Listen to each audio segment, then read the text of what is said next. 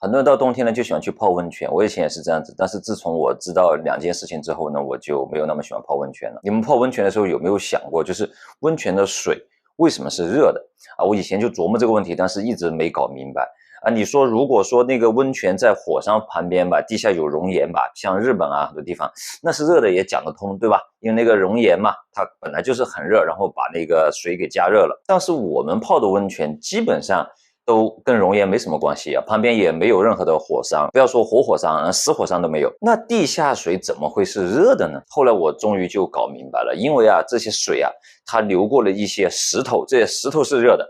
那这石头又为什么是热的呢？因为在地表的深处呢，有2种化学元素，它们正在衰变。一种就是铀，还有一种呢就是土。这2种化学元素呢，在元素周期表上面分别排在第90位和第92位。当它们衰变的过程当中，就会产生热，然后呢加热了这个石头，然后呢这石头又加热了地下水，然后地下水呢就是热的。麻烦就麻烦在这里啊，这2种化学元素呢，它在衰变的过程当中呢，它除了会加热石头之外，它还会释放出另外一种化学元素，就是排在化学元素周期表第86位的氡。我们一看就知道它好像是一种气体，而且呢它具有放射性。氡这玩意啊，它是导致肺癌的第2大因素，第1大因素呢就是吸烟。所以基本上呢，你去泡温泉就等于是花钱去一个氡非常多的这个氡辐射非常多的地方去接受这个氡的辐射。但是很可惜啊，知道这点呢很少。但在国外不是这样子啊，只要你输入这个氡的英文这个 radon， 然后呢再输入一个mitigation， 然后或者说一个 radon reduction，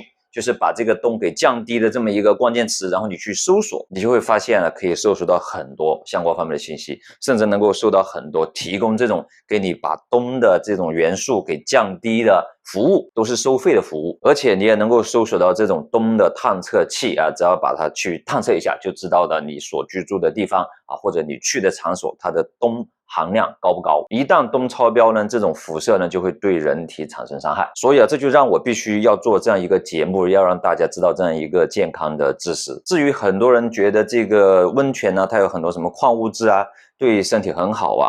其实这有一个理解的误区。首先这个矿物质它不是通过我们的皮肤来吸收的，我们的皮肤不能吃东西，对吧？要不然你把手插在饭里面你就饱了。我们人体的矿物质主要是通过我们的这个饮食来把它吸收的，然后把它转换成我们需要的东西。而且就算你不泡温泉，你泡任何自然界的水什么泉水什么河水什么井水什么湖水甚至海水里面都有非常丰富的矿物质，只是说它的矿物质不一样而已。水流过不一样的地方，它当然就有不一样的矿物质。其实多数人去泡温泉都是因为一种神秘感吧，觉得这个水怎么天然就是热的，觉得很神奇。然后在这个神奇当中呢，就赋予了它很多的传说，比如说对什么身体好养生当然在古代它是很有养生作用的，因为在古代的话呢，你冬天要洗热水澡比较麻烦，如果你有一个温泉的话，你就可以经常去洗个热水澡，然后这样子呢身上就比较干净比较卫生，这样子的话当然也就不那么容易生病。刚刚一开始我讲2个原因就是我知道2个原因之后，我没有那么喜欢去泡温泉的。冬至是第2个原因我把它先讲，因为这是更多人不知道的一个原因。那么现在我再反过来讲第1个原因第1个原因其实很多人都知道，当然也有很多人他不知道，就是我们人体的某一个器官它不是那么喜欢热的。这个器官呢就是我们的蛋蛋，当然我不方便演示你们有的话可以自己看。你会发现呢，它是长在你身体外面的，这不很奇怪吗？这么重要的器官，你要知道精子都是这个蛋蛋产生的，也就是说要传宗接代，要生育下一代的话必须得有蛋蛋。但是这么宝贵的东西为什么要长在身体外面，不长在身体里面呢？你看女性就不一样她们的这个卵巢是长在身体里面的，得到很好的保护。为什么男性的蛋蛋它要掉在身体外面，而且用那么薄的一个皮肤把它包起来？你看我们的手指头都要长个指甲来保护为什么蛋蛋却用那么薄那么容易受脆弱的那个皮肤来把它包裹起来呢？原因就是我们的蛋蛋它不喜欢我们身体的温度，它喜欢的比我们身体的温度稍微低一点点，这样子呢才有利于它产生健康的精子。而那个薄薄的皮肤保护它，你们可以发现这个皮肤跟别的地方皮肤是不一样的，它是可以热胀冷缩的，而且它热胀冷缩的这个比例非常的大。一旦冷的时候当然也不喜欢太冷，它就会缩起来，叫缩阴入腹，然后这样子呢用身体给它提供温度。但是当温度过高的时候呢，它就会垂下来，然后散开，于是这个皮肤的面积就增大，然后它散热面积增大之后呢，就快速的给它降温。我曾经还听一些医生有说过就是因为这个温度的问题题。像以前啊，有一种那种开老式卡车的那司机啊，就是比较高比率的会产生一个不孕不育的问题，因为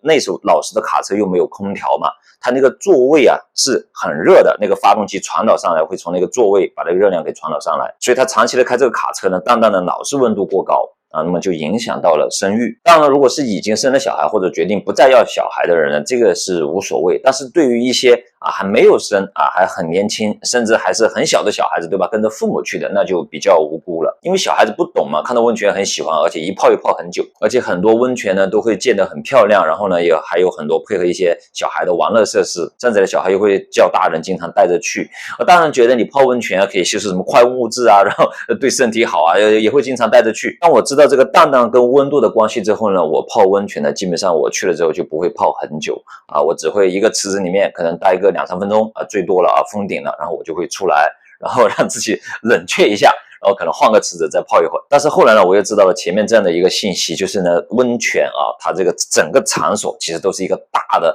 含有很多氡的这种放射性元素的聚集地。那我呢，就连主动去温泉的这样的意愿呢都没有了。你们有没有听过这样的消息就有的人他说他从来不抽烟怎么就得了肺癌了？难道是二手烟吗？可能是他居住的地方有可能不一定，因为他也没做过检测，也不知道，对吧？因为国内做这种检测好像一点都不流行，知道的人都很少。很有可能就是他居住的场所所用的装修材料，比方讲花岗岩，它也是会有这种放射性的元素氡的，或者是他所居住的那个地方周围的环境就正好有这种比较多的氡出现。最后呢，我真的希望大家能够点赞，能够关注支持我的频道虽然说我讲这个话还是有些不自然，我已经录了这么多节目了当我说求大家如何的时候还是有些不自然但是这是我内心的很深的一个希望。简单的说就是好节目希望遇到好观众。